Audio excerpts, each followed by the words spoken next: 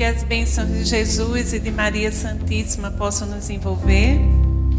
Que possamos esquecer nossos problemas, esquecer o WhatsApp, procurar estarmos conectados, presentes neste momento, para receber as vibrações, os eflúvios de paz que já estão sendo trabalhados.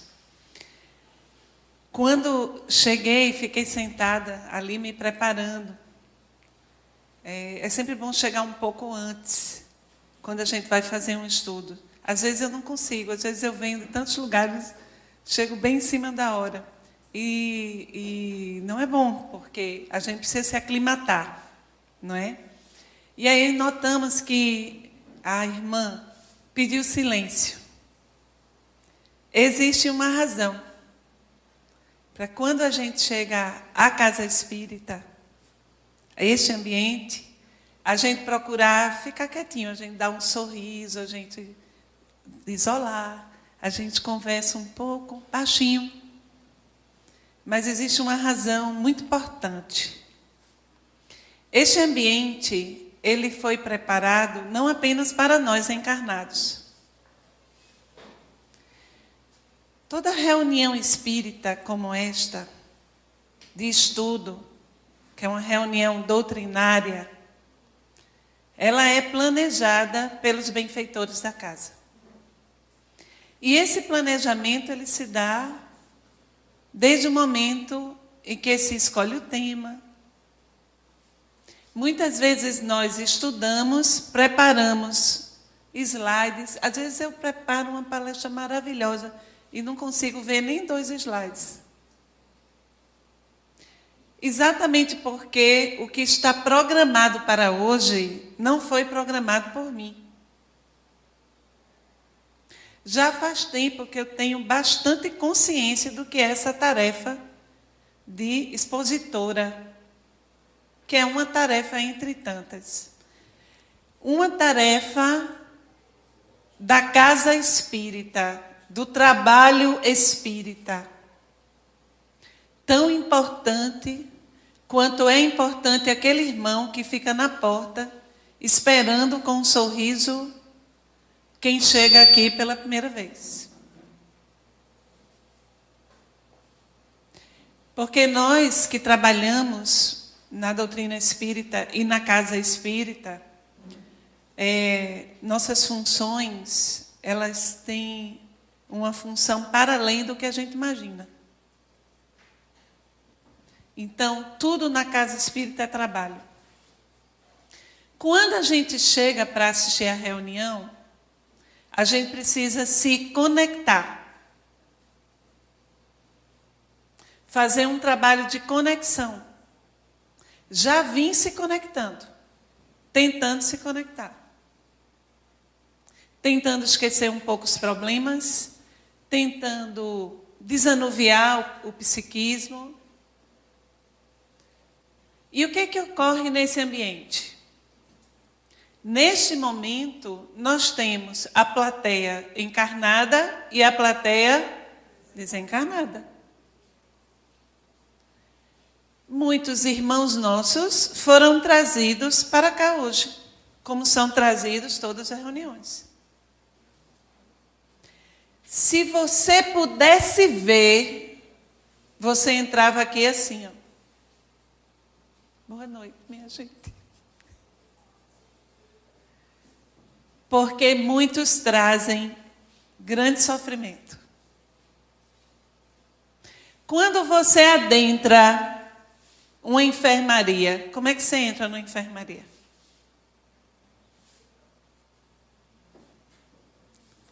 Então, não é para ficarmos com a cara sisuda, não é para ficarmos como se fosse num monastério. Não é essa a ideia.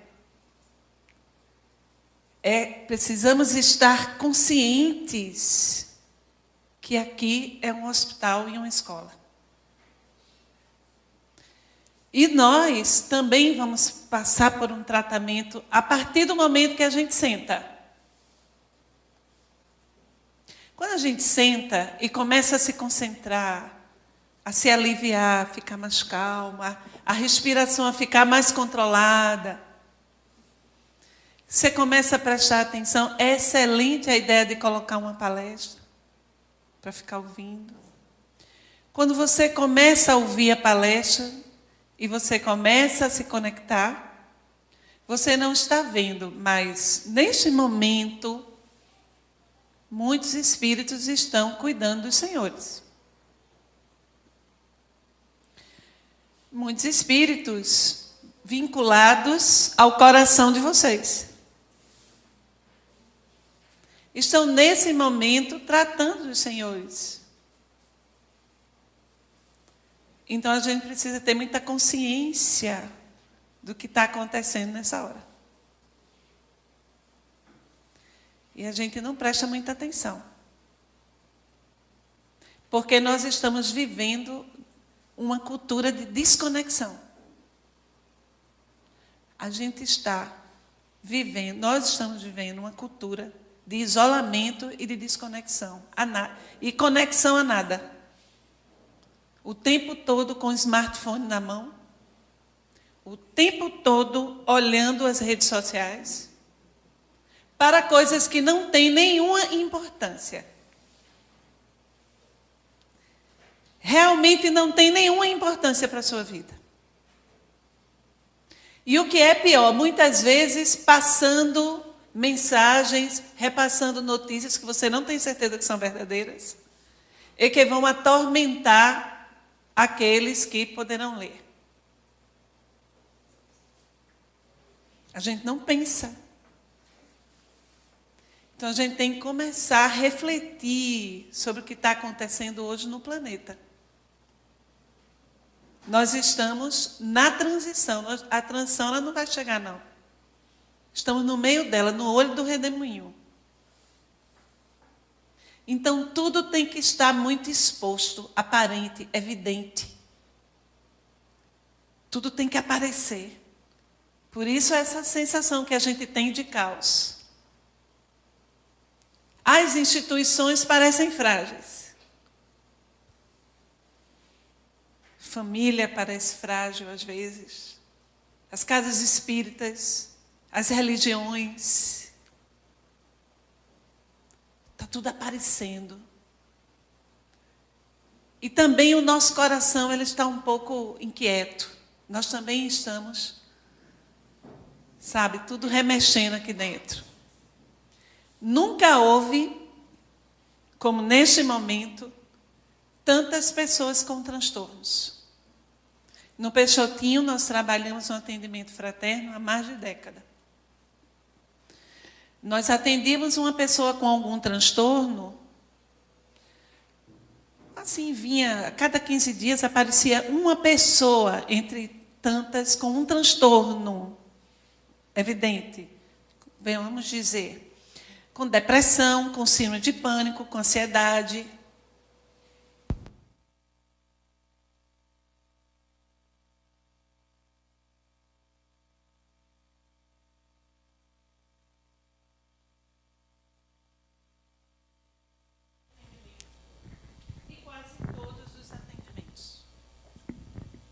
Não, tem tranquilo. Quase todos os atendimentos. Quase todas as pessoas que sentam na minha frente estão evidenciando um transtorno. Se não é a depressão, é a ansiedade, é a síndrome de pânico.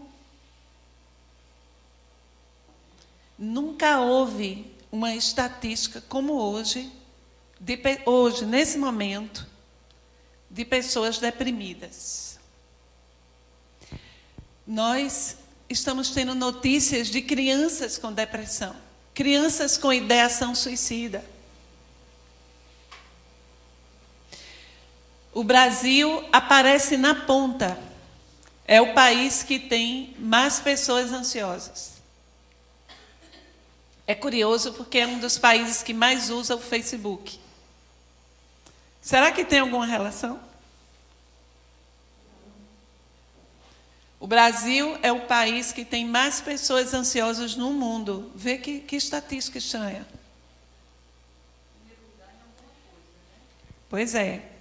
Na América, no continente americano, o Brasil aparece com o segundo lugar no continente americano. Segundo lugar em depressão, só perdendo para os Estados Unidos.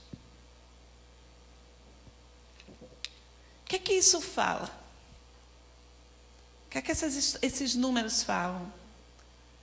Isso aí vai chegar. Isso fala de quê? Fala que estamos desconectados da nossa essência. Fala que estamos em processo de profunda crise existencial. E aí, nunca foi tão importante trazer para nós a figura impoluta de Jesus.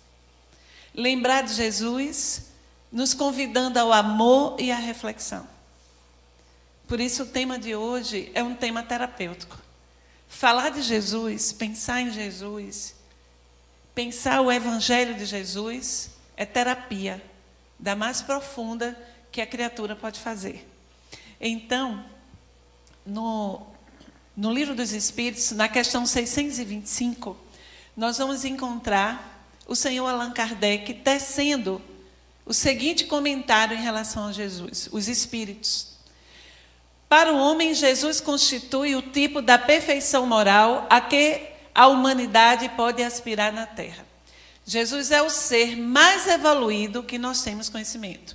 No Livro dos Espíritos, o senhor Allan Kardec pergunta quem é o maior espírito que já passou pela Terra. E essa é a menor resposta do Livro dos Espíritos. Nessa questão, 625, é Jesus. Simplesmente os Espíritos respondem, Jesus. Ele é o governador do nosso orbe. Ele é o Espírito que recebeu a designação de tutelar a nossa humanidade.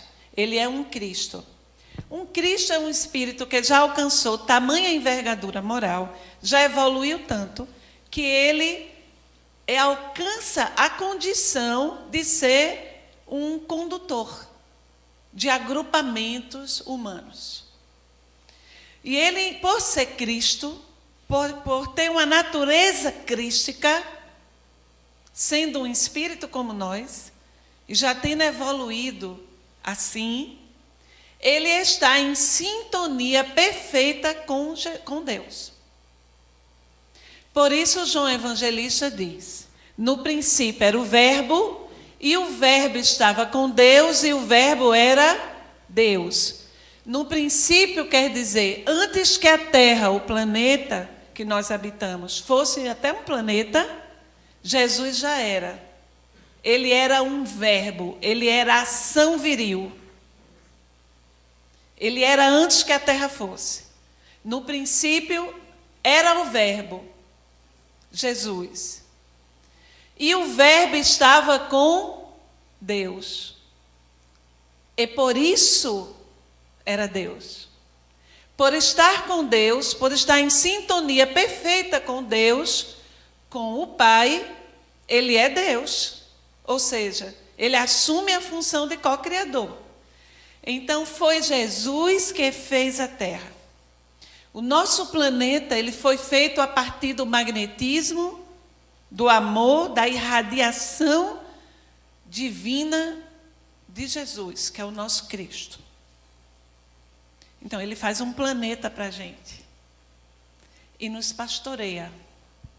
Ele prepara uma morada e ele cuida de nós. Nós todos estamos profundamente vinculados a Jesus. Nós podemos até nem conhecê-lo nessa existência aqui, mas nós sabemos dele. Exatamente por causa dessa tutela psíquica que existe. Nós estamos envolvidos na sua proteção psíquica. E Jesus, então, recebe a tarefa de Deus de apresentar à nossa humanidade o Evangelho. O Evangelho não é de Jesus, nem Jesus tampouco criou nenhuma religião. Jesus, ele vai presentificar o Evangelho.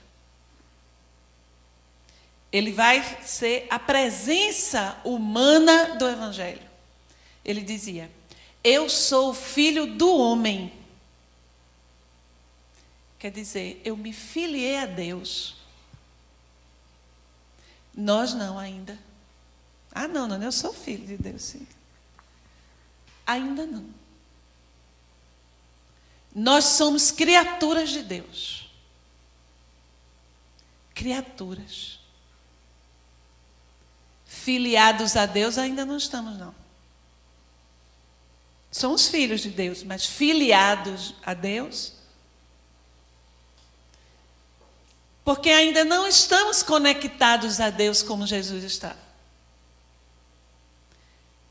Entre nós e o Pai existe toda essa gama de conflitos, de inquietações, de vícios, de angústias, de sentimentos, de emoções que nos distanciam do Pai.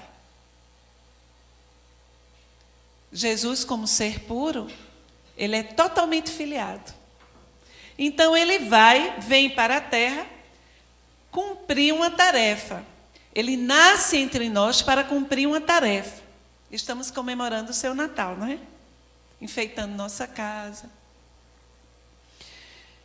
Ele vai presentificar as leis divinas. Ele vai tornar tangível, visível, o que é um ser que se evangelizou. Por isso, Jesus não é para ser adorado. Essa postura nós já temos há muitos séculos. Nós adoramos a Jesus. Colocamos ele num pedestal. Jesus é para ser sentido, entendido, vivido. O que Jesus faria se estivesse no meu lugar? É isso que a gente tem que estar perguntando. Olha, fosse Jesus agora, nesse momento que eu estou vivendo, o que Jesus faria? E aí eu vou buscar o Evangelho como proposta existencial. A doutrina espírita é uma proposta de iluminação. É uma proposta de liberdade, de felicidade. E ela tem que lhe incomodar. À medida que você vai conhecendo e vivenciando os postulados espíritas, você vai ter que passar por uma crise. Você vai ter que se inquietar.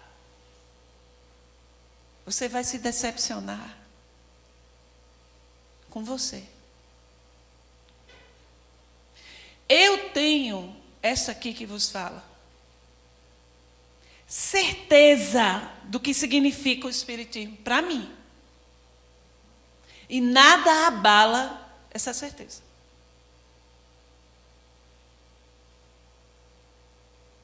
O Espiritismo para mim não está em nenhum médium. Não está em nenhum fenômeno mediúnico. O Espiritismo para mim não está nem na casa espírita que eu trabalho. O Espiritismo para mim não está nos livros. O Espiritismo para mim é evangelho, redivivo. É proposta psicológica para a mudança do meu ser, para que eu me transforme e seja uma pessoa melhor. E nesse processo de entendimento do que é a doutrina espírita, nas vivências, no trabalho, nas leituras, você tem que entrar em crise. Você tem que ficar incomodado. Porque faz muitos séculos que você é egoísta. Faz muitos séculos que você cultiva a inveja.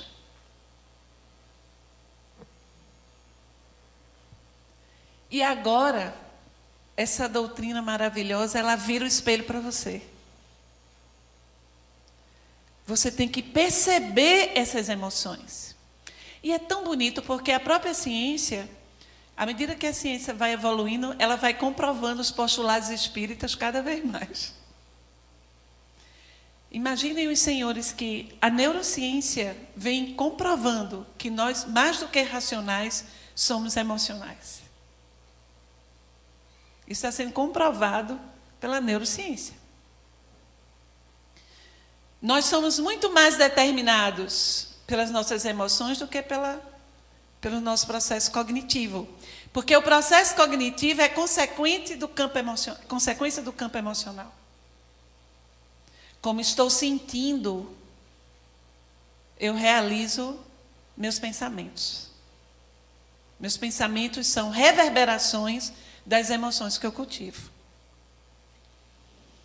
Então, quando a gente fala hoje em evangelho, estamos falando de uma proposta psicológica.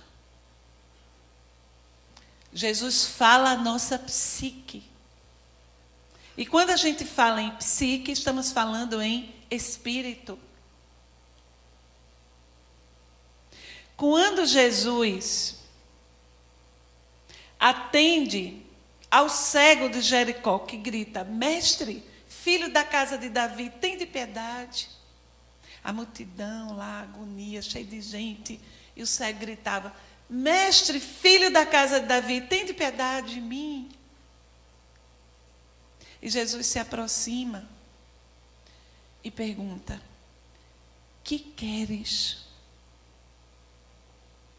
Eu quero ver, Senhor. É justo.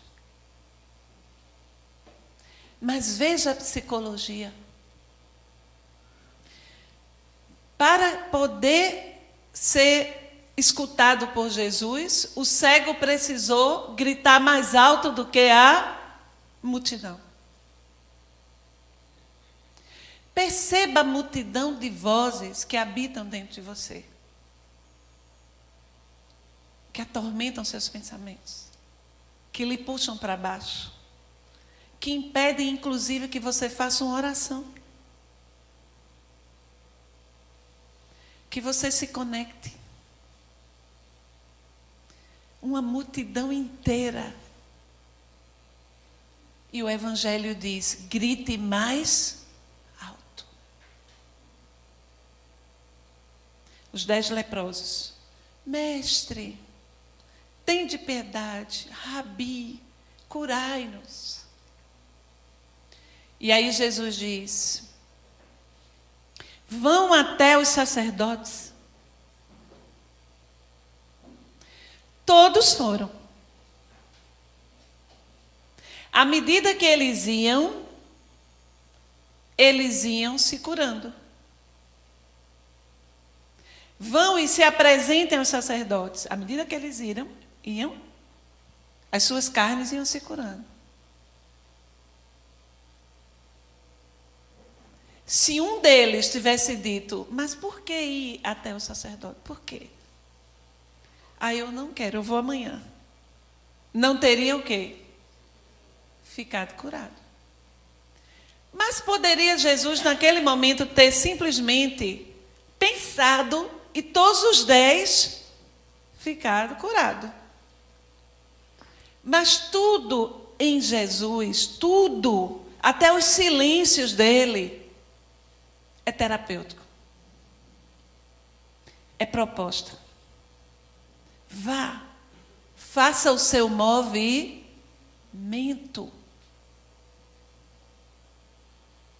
Isso é evangelho. Evangelho é dinâmico. É uma proposta que vai tirar você de onde você está. Do lugar onde você está. E olha que esse lugar que você está, pode estar aí há muito tempo. Né? Há muitos séculos você pode estar sentadinho aí nesse lugar. Então, se faz muito tempo que você é espírita e ainda não ficou assim incomodado, você não está entendendo ainda. Você não compreendeu.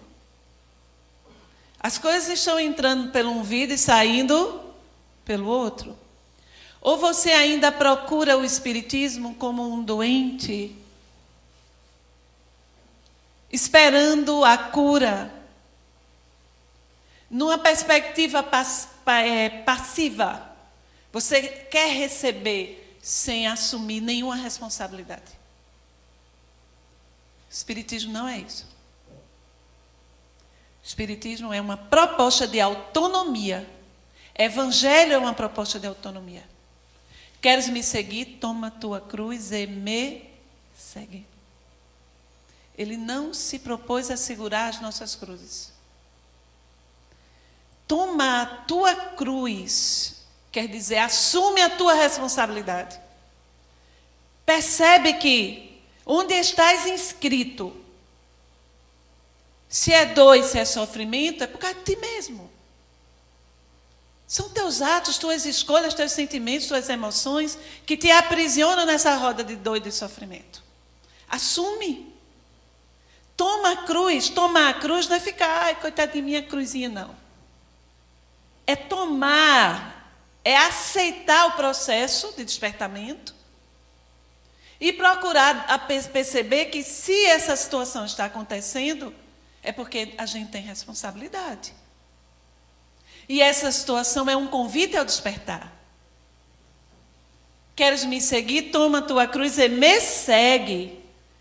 Se movimenta, me segue. Seguir Jesus não é ir atrás de Jesus.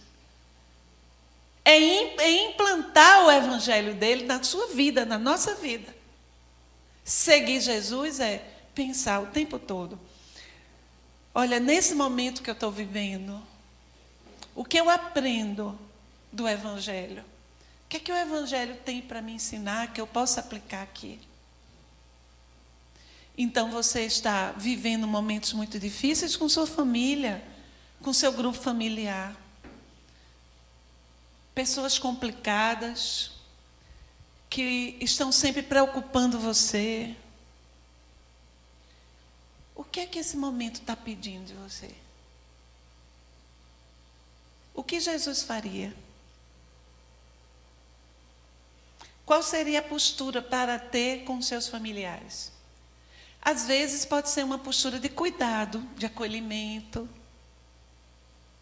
de dar o colo, de estender a mão.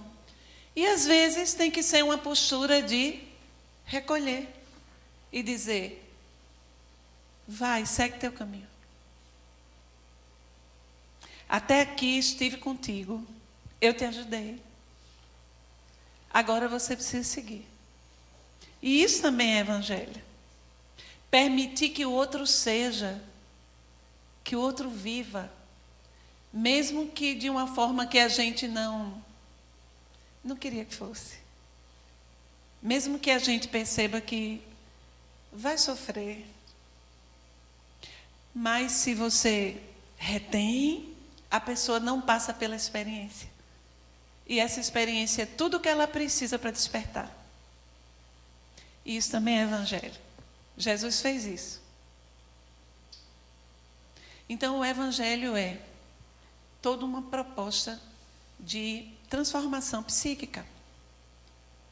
A gente precisa começar a amadurecer. Deixar as muletas da gente. O lugarzinho de vítima, de coitadinho, de doentinho que a gente adora. E começar a assumir essa liberdade. É tão bom ser livre. Assumir a própria vida. Não ter medo.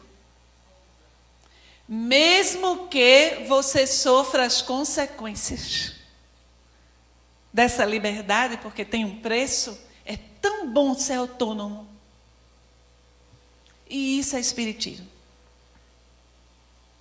É independência, é autonomia, é responsabilidade. É autoconsciência.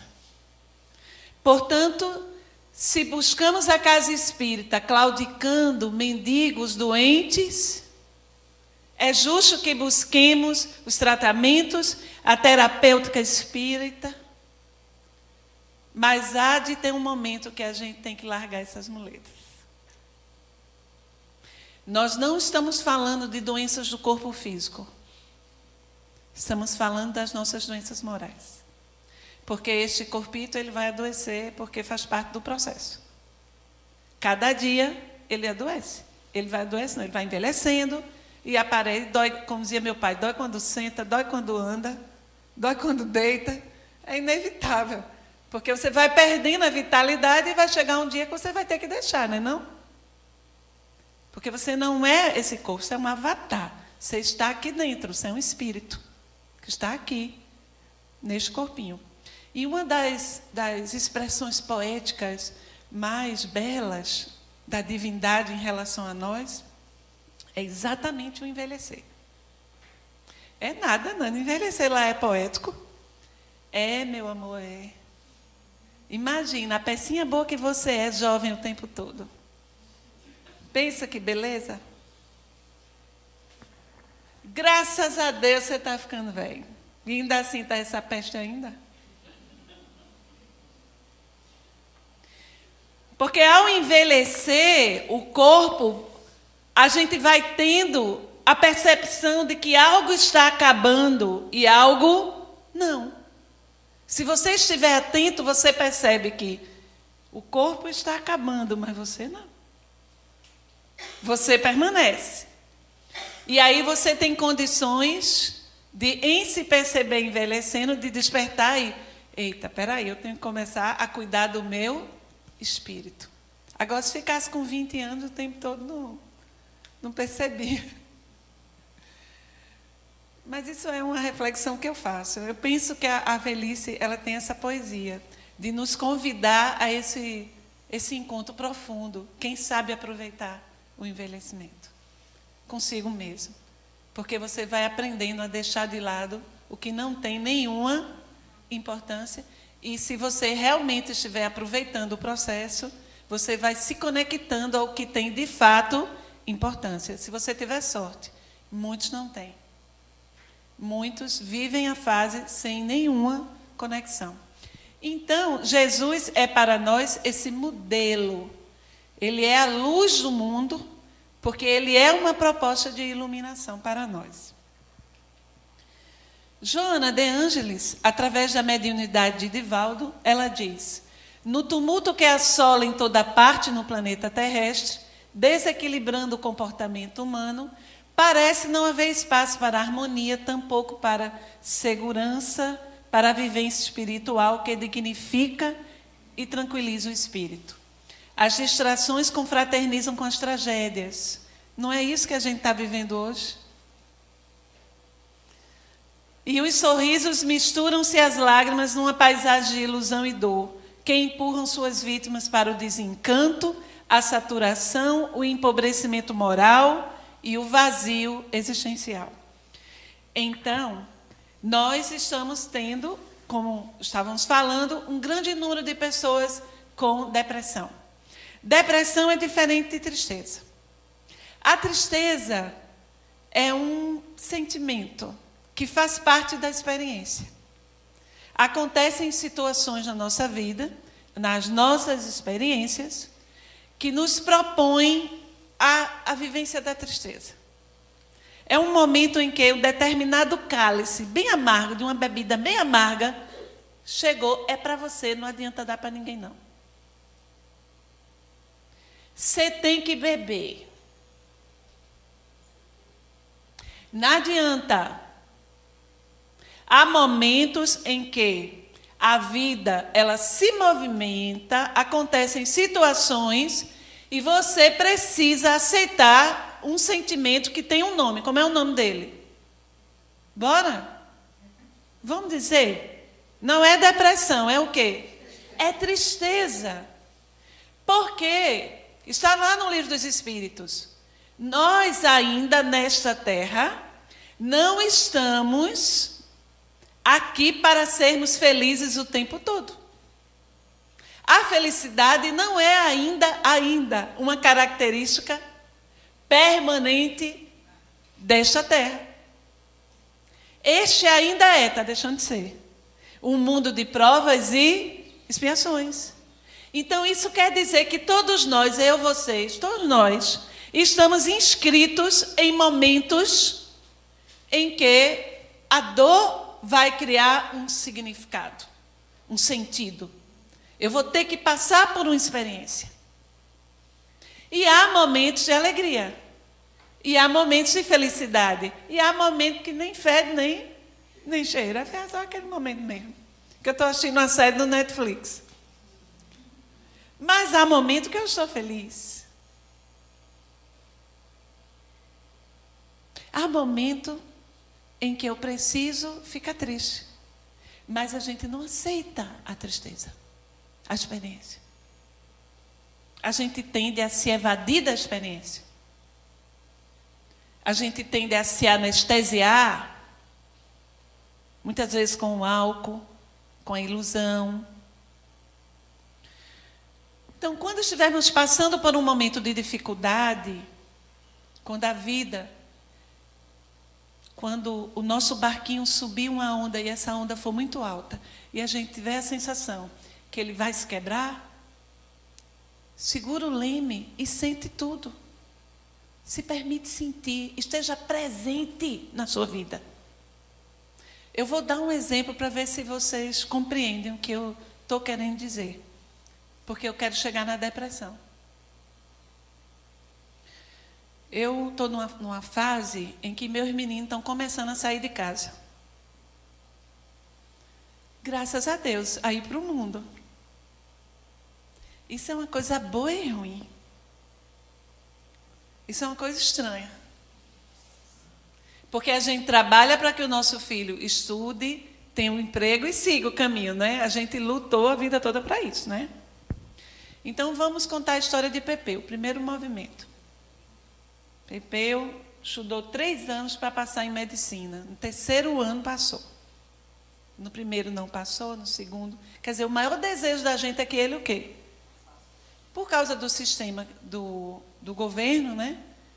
Ele passou em Alagoas. O SISU, né? Na época. E aí lá fui eu para Alagoas, eu e meu esposo. A gente alugou um flat, aí eu fiz aquela maternagem, aquele caqueado de mãe. Ajeitei tudo, comprei lençol, fiz uma feira. Deixei tudo pronto, 1000 recomendações para Pepeu. Coisa mais linda de mãe. Aí vim-me embora para Recife. Eu e Alfredo voltando. A caminhonete foi cheia da mudança de Pepeu e voltou. A gente já voltou assim, meio... né? Que bom, né? Com aquele cara, né? Assim. Aí passou uma semana, passou 2, eu estava no supermercado. Estava com o Caio, meu mais velho, que ainda estava em casa. E aí o pão de leite, requeijão, e o carrinho assim, cheio de coisa. Aí Caio fez, mãe, essas coisas todas aí, para que você está comprando? Pepeu não mora mais em casa. Isso é tudo que ele come. Eu sei, Pepeu não está mais em casa. Aí eu comecei a chorar no supermercado. Entendeu? Veja. Eu ainda não tinha aceitado que estava triste. Porque era tão bom que ele estava lá, estivesse lá e tivesse conseguido. Eu ainda não tinha entrado em contato com o que eu estava sentindo. É disso que eu estou falando. Como a gente não entra em contato com o que a gente sente. E como a gente não se conecta com o que a gente sente, a gente fica perturbado. E a gente entra em depressão, que é uma consequência disso. E aí eu percebi, inteligente, que burra eu não sou, viu? Eu posso demorar, mas eu chego lá. Aí eu aceitei. Passei 3 dias na rede, eu e os cachorros, chorando de saudade de Pepeu. Tomando o cálice. Entendeu o danado do cálice agora? Quem é mãe de Pepeu? Eu. Só eu que posso sentir essa saudade. Aí Alfredo é pai, é outra coisa. Ele sente a dele do jeito dele. Ele sente. Mas eu estou aqui. Sou eu que estou sentindo isso. Eu tenho que estar presente neste momento da minha vida. E eu senti tudo. Eu me permiti sentir.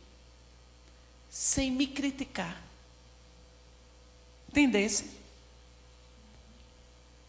Comecei a aceitar o que estava acontecendo. E à medida que eu fui sentindo, eu fui trabalhando a emoção. E fui fazendo um construto psíquico. Eu fui transformando aquilo. Fiz um trabalho de aceitação, de entendimento, dentro de mim. 2 meses depois, a peste foi remanejada.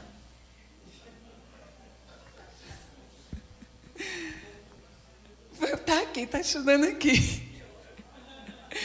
Mas vê que interessante. Eu já tinha feito um bordado na minha alma.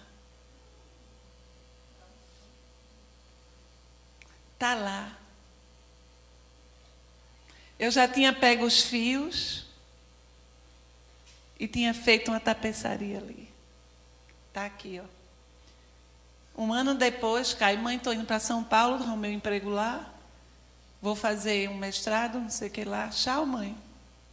Tchau, filho. Senti saudade de Caio todo dia. Mas foi muito diferente. Porque agora eu estava com... Agora psicologia. O ego estruturado. Eu já tinha vivido a experiência. Eu sabia onde... Estava lá o negócio já. Eu já tinha onde buscar. Mas eu só fiz essa construção a partir do momento que eu aceitei o que estava acontecendo comigo. Espiritismo é isso. Espiritismo é uma proposta exatamente assim, nua e crua. Olhe para você. Você é um espírito imortal.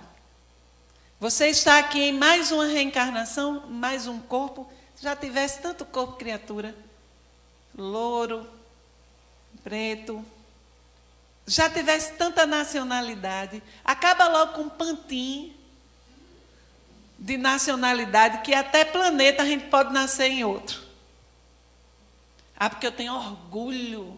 Acaba logo com isso, viu? Porque os mais orgulhosos vão para os lugares mais...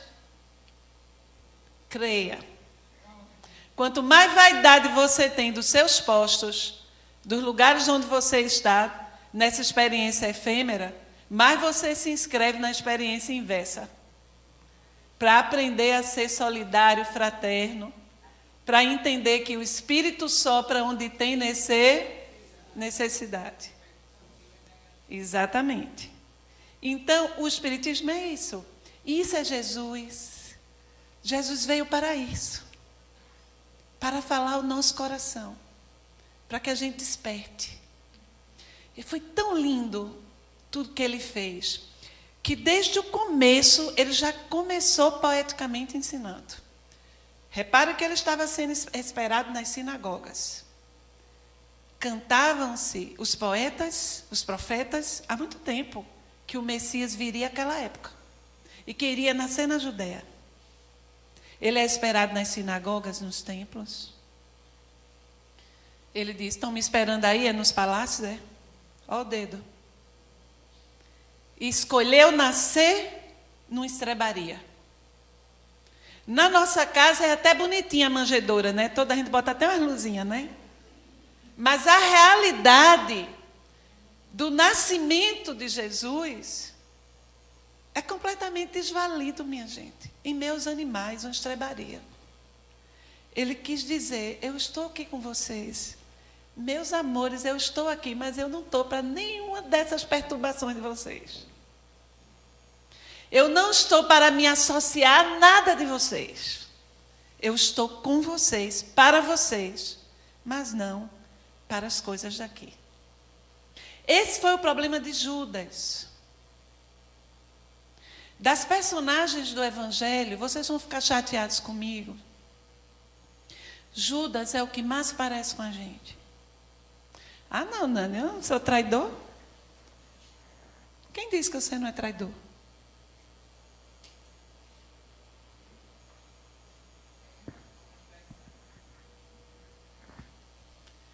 Judas é o que mais parece com a gente. Hoje, principalmente. Eu nunca tive tanta certeza nisso do que quanto agora nesse período, que graças a Deus acabou, eleitoral que a gente viveu. Eu vi espíritas brigando por causa desses perturbados que estão aí na política. Defendendo criaturas visivelmente perturbadas.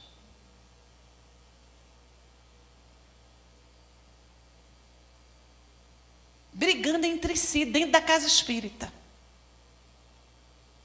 Fazendo postagens na rede social. Botando camisa. Grave. Igualzinho a Judas. Pior, ainda dizendo que determinadas criaturas foram escolhidas por Deus. Meus irmãos, é igual a Judas. Vou explicar. Judas, quando estava diante de Jesus, ele não conseguia perceber Jesus e toda a poética e toda a iluminação que ele estava propondo para o ser e não para a política, a sociedade da época.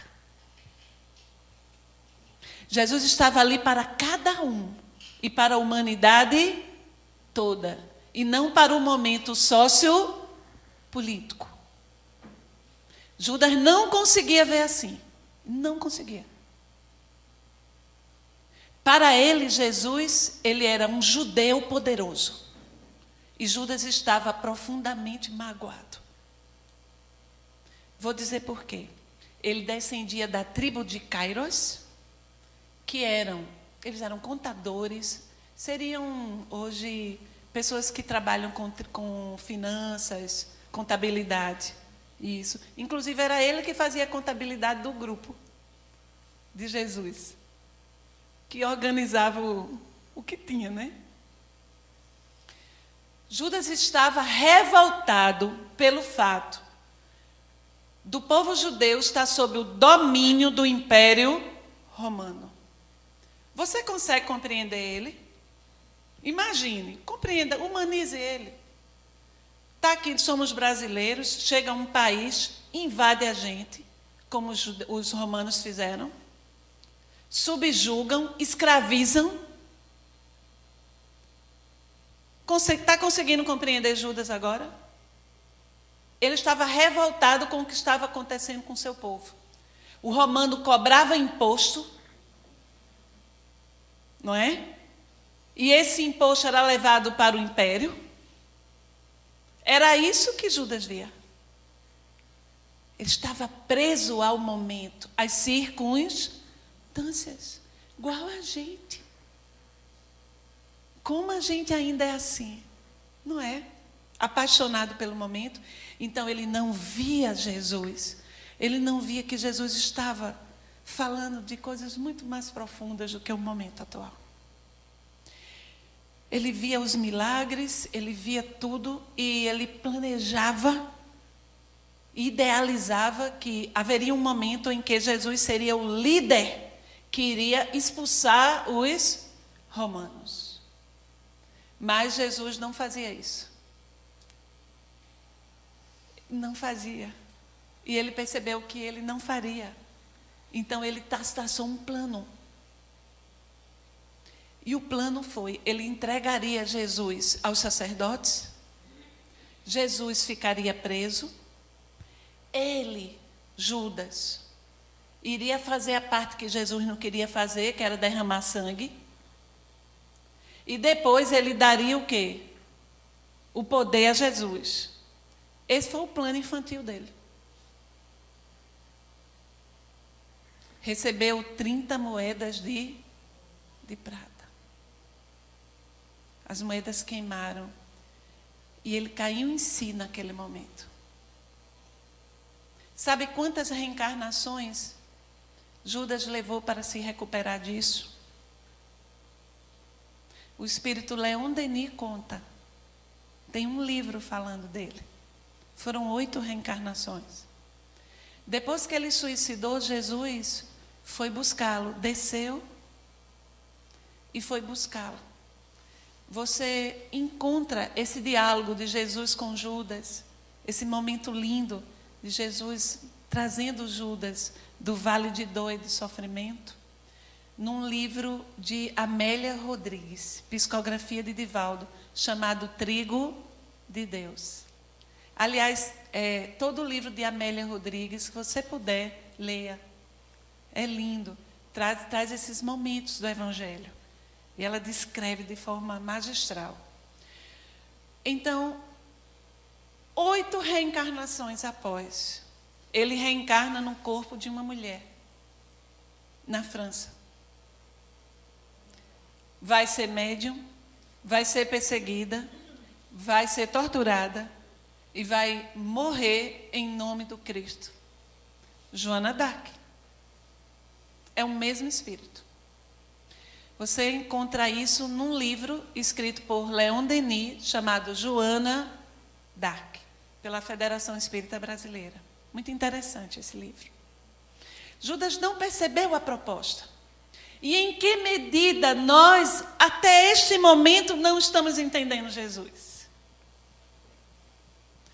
Querendo um Cristo que resolva os nossos problemas. E sem procurar trabalhar com autonomia e responsabilidade essa transformação que o Evangelho pede. Então, estamos reencarnados não para sermos felizes o tempo todo, porque não é possível, porque vamos passar por experiências difíceis. Mas nós precisamos estar reencarnados, dando sentido à nossa existência. A gente tem que dar sentido à vida da gente. E aí chega o momento de falar da depressão. O que é a depressão?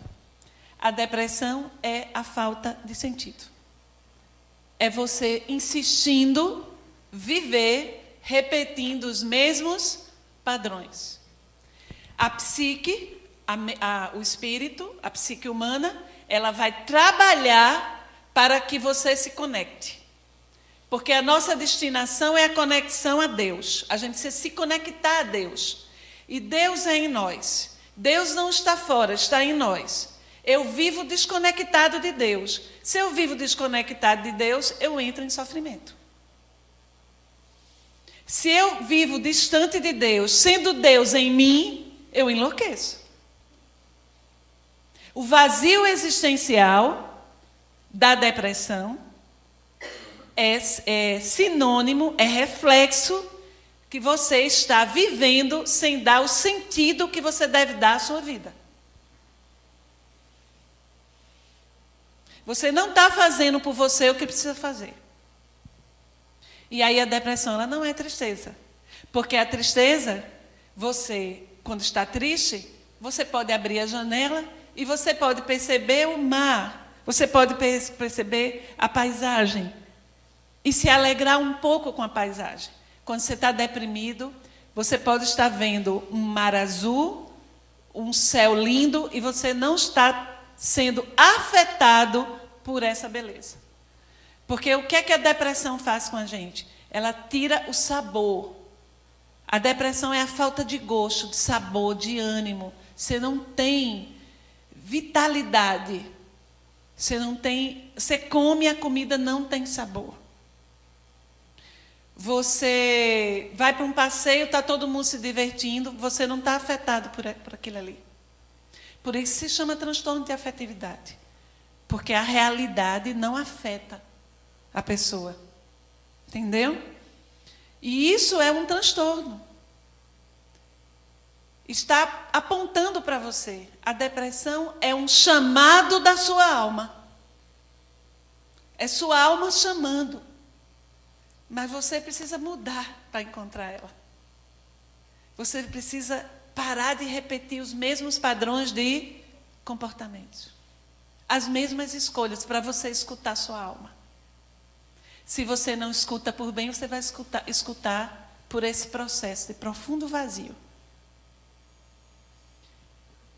Então, nós podemos dizer que a proposta de Jesus é uma proposta antidepressiva. Porque ela convida a essa reflexão, a esse encontro. Você tem que viver a vida que você precisa viver. Dê sentido à sua vida. É o seu sentido. A sua vida não é igual a de ninguém, é o seu. É o que você precisa fazer por você. Não é a minha vida, a forma como eu vivo, é o que você precisa fazer por você. É você ter a consciência que você está fazendo o que você precisa fazer por você. E aí vem as intempéries, vem as dificuldades, você enfrenta porque você está conduzindo o seu barco na direção que precisa ser conduzida. O Kim Jong dizia, você está vivendo a vida que deve viver. Mas como nós muitas vezes negamos esse processo, nós adoecemos. Então, a depressão ela é entendida nessa perspectiva da psicologia profunda como um grande convite. Procure um médico, se medique, mas ao mesmo tempo entre nela. Entre. O que é que ela está mostrando para você? O que é que você não fez por você até hoje? Quais são os sentimentos que você cultiva que você precisa deixar de lado? O número incontável de pessoas que não possuem sentido existencial porque desconhecem o sentido profundo da reencarnação, encanta-se com as fantasias do mundo que logo são substituídas por outras, ansiosas e instáveis, que desaparecem na voragem dos conflitos em que sucumbem, sem consciência do que lhes acontece. Procure, então, conviver com Jesus. E aí o que a gente quer trazer hoje é isso. É um Cristo fora da cruz. Um Cristo mais próximo do coração da gente. A gente pegar o Evangelho, começar a pensar, começar a aplicar na nossa vida. Da forma mais simples. Como é que está um ambiente dentro de casa? O que é que você pode fazer para pacificar a sua casa? Você pode arrumar a mesa num dia de domingo e você pode fazer um almocinho, um cozidinho e chamar todo mundo? Ah, mas isso dá muito trabalho. Dá trabalho. Você pode forrar a mesa, você pode botar flores na sua casa. Você pode desligar a televisão e olhar no olho de quem mora junto de você e escutar a pessoa falando. A gente nem olha um para o outro. Começa observando no ambiente de casa o quanto você pode pacificar. O que você pode fazer de bom. Mas eu posso fazer tão pouco. Faça esse pouco. Comece a se desapegar de certas manias. Ah, eu sou assim, são minhas manias. É não, criatura, é pantinho teu. Começa a mudar. Ninguém aguenta mais essa tua mania. Aprenda a ser mais gentil, a ser mais paciente. Veja quem está precisando de você. Ou o contrário, peça ajuda. Saia do seu pedestal e reconheça que você precisa dos seus irmãos, que você precisa dos seus filhos. E diga, eu preciso de você. Então, a vida é isso, é esse convite. Eu não posso ficar tendo essa experiência religiosa de aparência. Todo o movimento da psique é um movimento religioso. Eu preciso me ligar, me conectar. Eu preciso começar a me conectar às pessoas que estão próximas a mim. E aí eu tenho que primeiro me conectar a mim, me conectar a quem está próximo e começar a me conectar a quem está um pouco mais distante. Aí você fica ajudando um bocado de gente que você não sabe nem quem é e não olha para ninguém que está dentro da sua casa. Aí você desencarna, que obra social linda. Foi maravilhoso, ajudou muito os pobres, continue ajudando. Mas, veja só, deixa eu abrir seu livro aqui. Você reencarnou para fazer as pazes com aquele irmão. Seu projeto era aquele dentro de casa. Você tem mérito, porque você ajudou aos pobres. Continue ajudando. Mas você vai ter que voltar, meu colega, porque você não cumpriu o seu objetivo. Seu objetivo foi reencarnar na mesma casa com aquela pessoa com quem você vem se digladiando já faz muito tempo. A relação não vai ser fácil, porque vocês vêm sendo inimigos há muito tempo. E agora estão ligados pelos laços consanguíneos. É amor e ódio, um rosnando para o outro. E ao mesmo tempo se amando. Pacifica. Cuida da pessoa. Ajuda a pessoa. Ampara o que você pode amparar. Porque ali está o teu projeto. Quando você voltar, você tem que estar lá escrito. Que você podia ter virado as costas e não virou.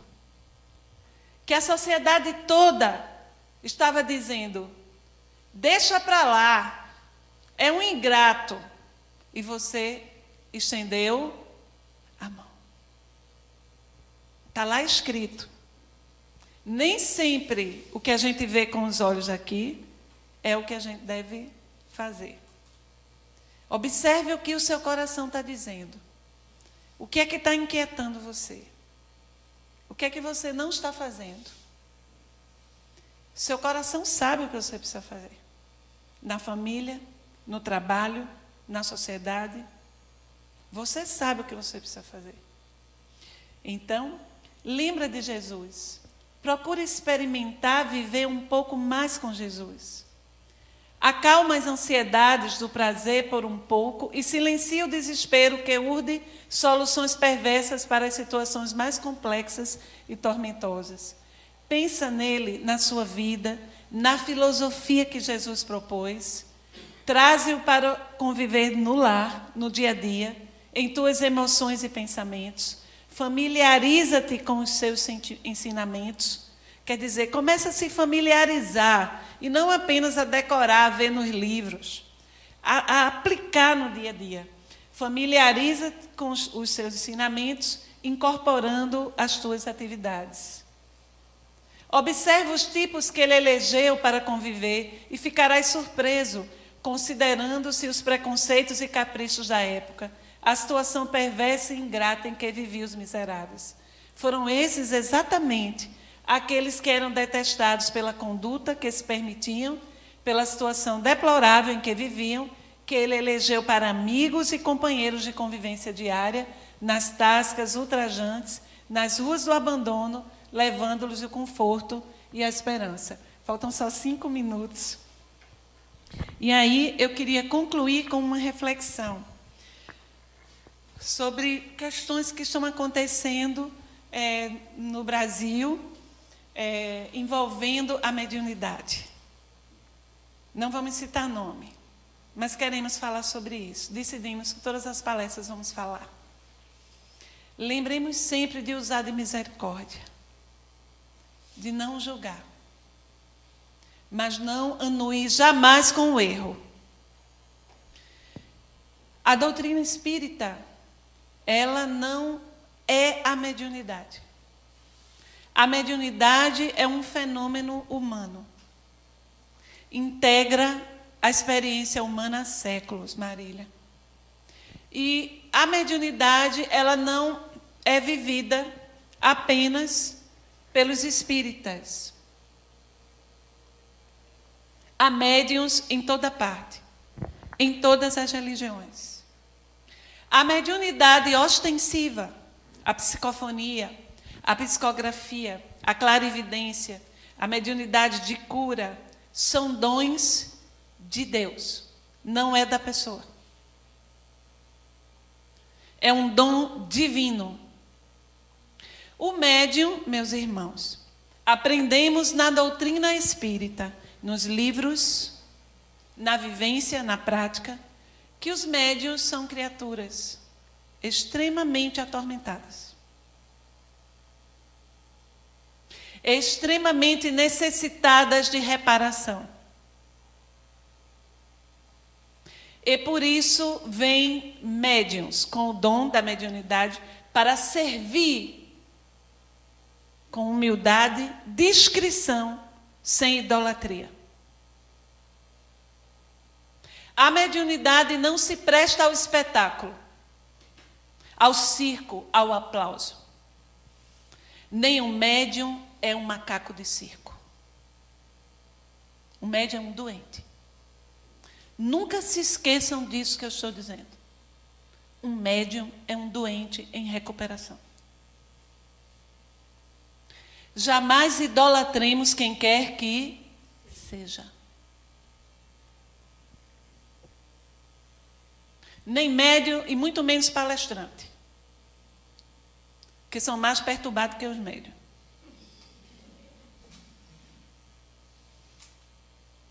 A doutrina espírita liberta consciências, convida a responsabilidade, autonomia, e não você ficar seguindo como se fosse um antiete quem quer que seja.